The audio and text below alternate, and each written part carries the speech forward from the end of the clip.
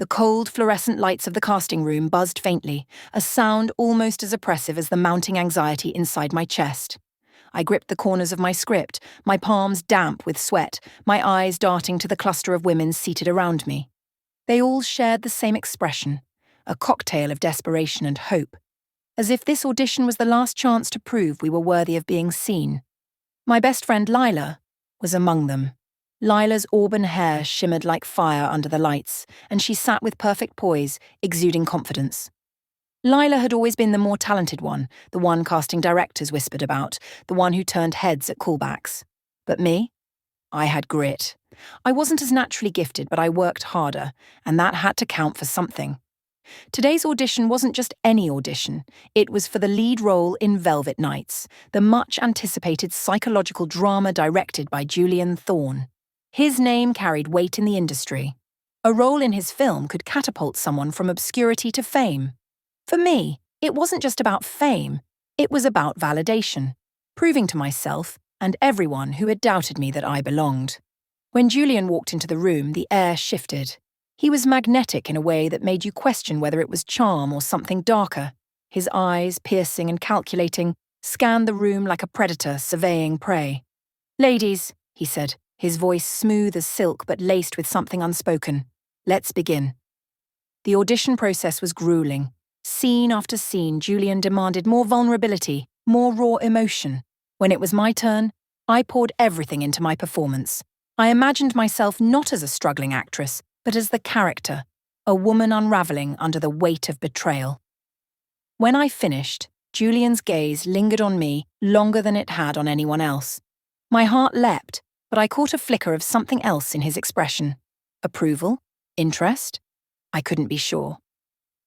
As I left the room, I saw Lila's face. She smiled, but there was tension behind it. I felt a pang of guilt. We had promised each other this industry wouldn't come between us. But as the stakes grew higher, that promise felt increasingly fragile. My phone buzzed late that night. It was an unknown number, but the message was unmistakable. Julian Thorne. "You have potential. Let's discuss it over dinner tomorrow night. My place." My stomach flipped. This was it. The opportunity I had been waiting for. But the thought of dining alone with Julian made me uneasy. His reputation for mixing business with pleasure was no secret. Still, the lure of the lead role was too strong to resist. The next evening, Julian's penthouse was as opulent as I had imagined. Floor-to-ceiling windows framed the city's glittering skyline. The decor was modern and minimalist, yet every piece seemed carefully curated to project power. Julian greeted me with a glass of red wine and an enigmatic smile. "You're a rare talent, Anna," he said, his voice low and velvety. "But talent alone isn't enough in this industry." I felt the weight of his words. He didn't need to say it outright. The implication was clear. The dinner was a blur of veiled compliments and subtle power plays. By the time dessert arrived, Julian leaned closer, his hand brushing mine. "You want this role, don't you?" he asked, his voice a seductive whisper. My mind raced. Was this really what it took? My thoughts flickered to Lila. Would Lila judge me if she knew? But Lila had always had it easier. She wouldn't understand what I had to sacrifice. "Yes," I replied, my voice trembling but resolute. "I do." The next morning my phone buzzed with the news. I had landed the lead role. The exhilaration was short-lived when I saw Lila's name on the call screen. "Congratulations," Lila said, her tone tight. "I heard the news." "Thanks," I replied, trying to sound casual. But I could sense the tension. "Funny," Lila continued. "Julian told me I was a strong contender just yesterday. Guess he changed his mind overnight." My stomach sank. I didn't know what to say. Lila's voice softened, but there was an edge to it. "Anna, did something happen?" "No," I lied. "It was just the audition." Lila didn't press further, but the damage was done. Our friendship, once unshakable, now felt brittle. I tried to convince myself it was worth it. I had the role, the opportunity of a lifetime, but the cost weighed heavy. Opening night arrived with all the pomp and circumstance of a Hollywood spectacle. The theatre buzzed with anticipation. I, resplendent in a gown that made me feel like a star, stood in the spotlight. But my confidence faltered when I saw Lila in the crowd, her expression unreadable. As the film played, the audience was rapt. My performance was met with gasps and applause. But just as the final credits rolled, Lila stood up, holding a microphone. "Before we celebrate," Lila said, her voice steady but cold, "I think everyone should know what really happened behind the scenes." A murmur rippled through the crowd. My heart pounded.